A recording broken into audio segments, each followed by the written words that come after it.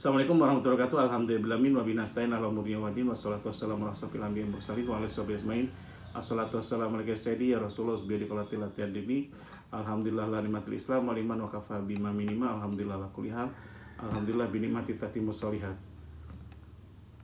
Allahumma fini bihalikan haramik wa dini fadlika man siwa.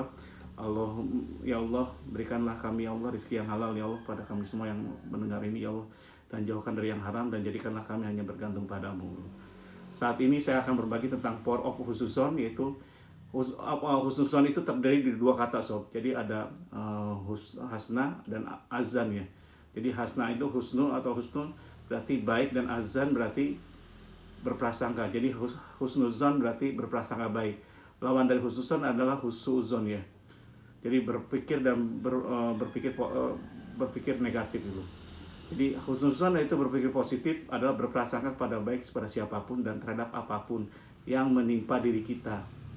Jadi yang menimpa diri kita artinya menganggap apapun dengan pandangan baik tanpa berprasangka buruk atau curiga, baik yang menguntungkan kita maupun yang tidak sob. Jadi sehingga kita dapat berpikir jernih, objektif, benar dan sehat gitu.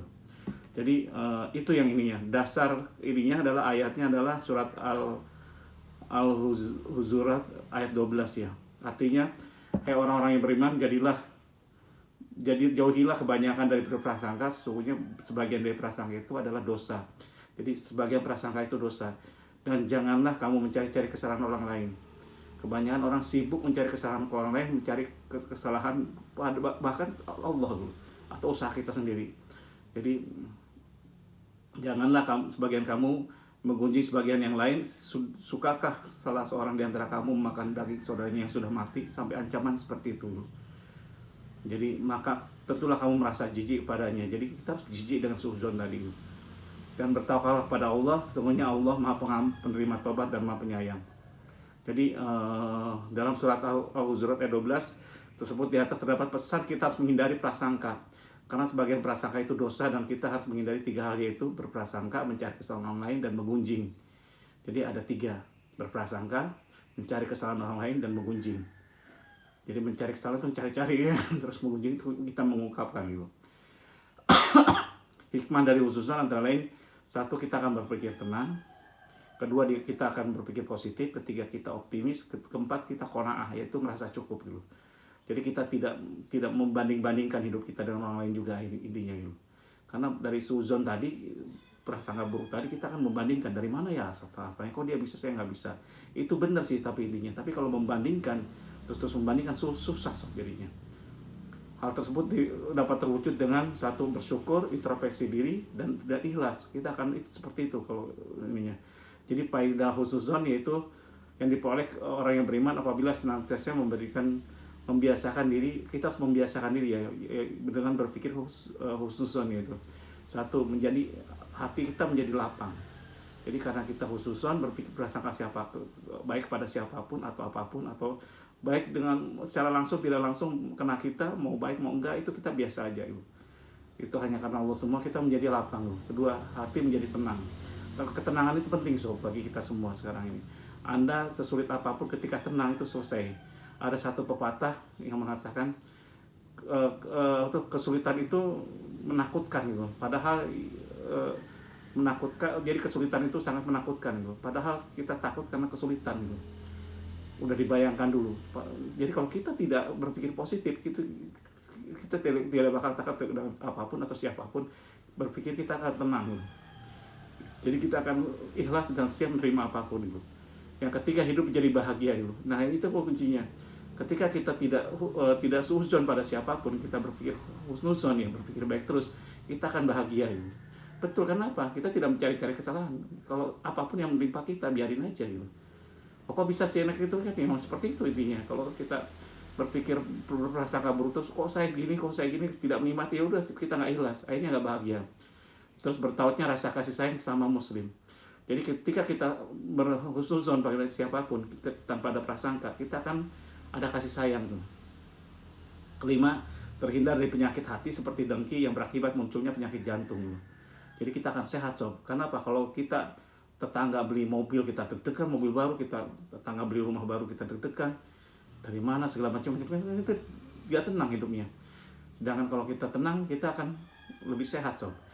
Jadi jantung kita akan terpelihara. Kenapa orang kadang suka jantungan? Karena ya banyak berpikir yang jelek-jelek terhadap ininya gitu. Jadi hindari, supaya mau jantung sehat, hindari berprasangka buruk pada siapapun, pada apapun, pada diri kita sendiri, nasib kita. Terus 6, akan meninggal dalam keadaan husnul khotimah, amin ya Allah. Itu menurut Imam Syafi'i ya. Ketujuh, menghindarkan diri dari kehidupan yang hina itu. Jadi kita tidak cari-cari kesalahan orang, tidak iri dengan apapun yang dilakukan orang, jadi kita tidak hina hidup kita ini. Terus hilangnya kebencian dari hati masyarakat. Jadi kalau kita berpikir husnuzon, kita akan kita akan berpikir akan enak terus, jadi tidak ada kebencian kepada siapapun itu. 4 bentuk-bentuk husnuzon, yaitu jadi berprasangka baik. Pertama ya berprasangka baik pada siapa dulu? Pada Allah itu, terhadap nasib kita, diri kita, dan apapun. Supaya apa? Kalau kita berprasangka baik, bayangkan ya, kita ngasih ke orang gitu, ternyata orang itu berpikiran, kita lihat pandangan kita kayak nggak ikhlas, nggak terima, meskipun kita udah ngasih semampu kita gitu. Mungkin dia berharap ngasih 100.000, kita kasih hanya 10.000, dia kesel gitu. Kok gini, kok kenapa 10.000? Nah, dia kan lambat laun kita bisa ngeliat kan dari pemilik buku, apalagi Allah yang maha tahu dulu. Kita belajar berpikir, sekarang ini kita harus dibiasakan berpikir husnuzon gitu. Berprasangka baik pada Allah adalah salah satu bentuk ibadah yang agung, ibadah hati yang agung. Jadi paling agung itu ibadahnya. Tidak akan sempurna iman seorang kecuali ia menghujamkan ketauhidan ke dalam hatinya dan melaksanakan kewajiban-kewajibannya kepada Allah Subhanahu wa taala. Jadi kita harus hujamkan dalam diri kita sendiri itu. Tanamkan dalam diri kita bahwa apapun yang Allah berikan itu baik bagi kita. Mau terasa baik oleh kita atau tidak, itu biarin. Kenapa? Kita hanya makhluk, sob. Jadi cara berprasangka baik pada Allah adalah seorang hamba berprasangka bahwa Allah Subhanahu wa taala senantiasa menganugerahinya kasih sayang, mengangkat kesulitan-kesulitannya, mengampuni dosa-dosanya melalui upaya yang tiada henti untuk mempelajari ayat-ayat dan hadis-hadis Rasulnya gitu. Jadi kita harus benar-benar yakin seperti itu, keyakinan kita. Jadi kenapa kita harus berprasangka baik kepada Allah? Satu, karena merupakan salah satu bentuk kepatuhan kepada perintah Allah dan Rasulnya. Ini bentuk perintah Allah dan Rasulnya. Kedua, akan meningkatkan rasa tawakal, rasa takut, dan rasa akan butuh pada Allah Subhanahu wa taala. Jadi kita kebutuhannya akan sangat dekat dengan Allah. Apapun kita minta.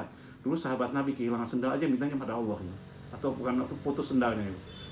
Jadi semuanya minta. Apapun masalah Anda, jangan coba-coba Anda minta pada siapa, termasuk kayak Ridwan, saya minta tolong dong ke saya. Saya manusia, saya malah marah gitu. Kalau siapa saya gitu. Hanya orang bodoh dan banyak salah dan banyak kurangnya gitu. Minta pada Allah gitu. Jadi ketiga, karena hamba akan selalu mengharapkan kasih sayang, harapan kepada Allah. Jadi kita akan menggantungkan harapan kita pada Allah.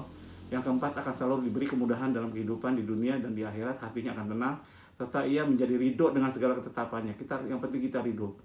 Yang kelima, selalu bersegera memohon ampunan dan kasih sayang. Ketika kita melakukan kesalahan, dosa, baik yang lahir maupun yang masih dipikirkan, kita langsung bisa memohon ampun. Astagfirullahaladzim. Terus akan selalu bertafakur akan asma dan sifat-sifatnya serta segala kehendaknya. Jadi kita akan bertafakur pada asma-asma Allah gitu. Kedua, berprasangka baik pada diri sendiri. Kadang-kadang kita bukan hanya pada orang lain, ke diri sendiri kita berprasangka baik ya. Dengan satu, percaya diri. Seorang yang percaya diri pasti akan yakin kepada kemampuan dirinya. Dia akan selalu berani mengeluarkan pendapat dan berani pula melakukan tindakan yang positif gitu. Kita harus yakin pada diri sendiri bahwa kita bisa bahagia, bahwa Allah Maha Baik. Harus yakinkan diri kita. Bagaimana kita bisa meyakinkan orang lain bahwa Allah Maha Baik, bahwa kita akan berprasangka baik kalau diri kita sendiri kita berprasangka mampu nggak ya gitu. Seperti itu. Kedua, harus gigih. Seorang yang berprasangka baik akan selalu berpegang teguh pada komitmennya sendiri. Sikap dan perilaku itu disebut dengan kegigihan. Jadi kata gigih berarti berkeras hati, tabah dan rajin dalam hal ini juga termasuk akhlakul karimah. Jadi manfaat kegigihan yaitu antara lain, satu, dimudahkan dalam menuntut ilmu. Kedua, dimudahkan dalam mencari rezeki yang halal.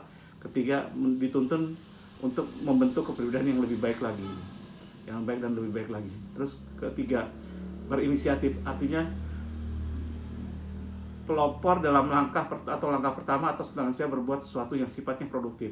Berinisiatif menuntut sikap bekerja keras dan etos kerja yang tinggi, bercirikan seperti ini ya. Jadi orang itu akan kreatif.